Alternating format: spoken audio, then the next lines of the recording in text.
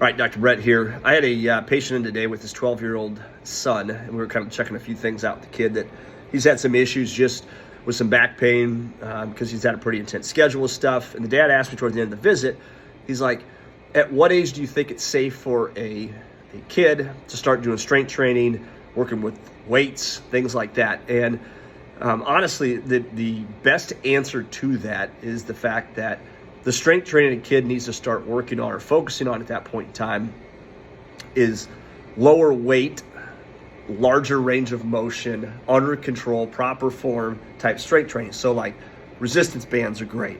Low weights, weights where they learn how to control it, like using a dumbbell or using a kettlebell, and staying away from some of the barbell type stuff and things like that, that you don't need to load a bunch of weight on something. You need a kid to learn how to move that weight through a given range of motion. And my analogy is pretty simple. Like if normal range of motion is as wide as this screen here, and the kid's only training within here, from here to here, this zone right here is danger zone. That's where they get themselves hurt because they don't physically know how to handle that movement within that range of motion that's on there. So having a kid learn how to properly do things, incorporate some balance into things. So in other words, like stand on a Bosu ball or stand on even ground, doing one-legged type stuff where you're doing strength training, lower weight, higher reps, and doing things that ultimately are more functional versus just a strength, like bench press.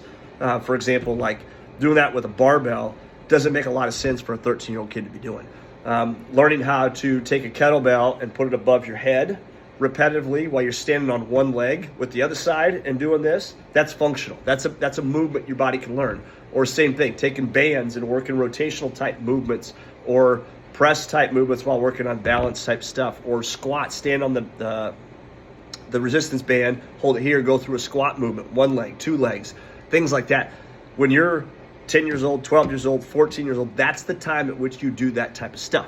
That's strength training. And the other thing, this is missed a lot of times in my opinion, but strength training for kids, the best way to do it is by playing, like doing certain things outside. Like, yes, you go to practice and yes, you do the things your coach tells you to do, but when you go home, when you sit in front of a screen, when you sit playing video games, when you do things like that, you're not getting any sort of strength or any sort of better whatsoever on there. And that's the thing, like go outside and do stuff, like pick things up, move things, go get a job. That's a great idea as well too. Like what are the things you can do to naturally gain strength? We always said back when we were kids, when there was a lot of family farms around and things like that, the kids that grew up on a farm, they were so much stronger than the kids that didn't. Why is that? Well, because since the age of 5 years old, they've been lifting buckets up. They've been moving things. They've been picking rocks up, sticking in the bucket of a loader.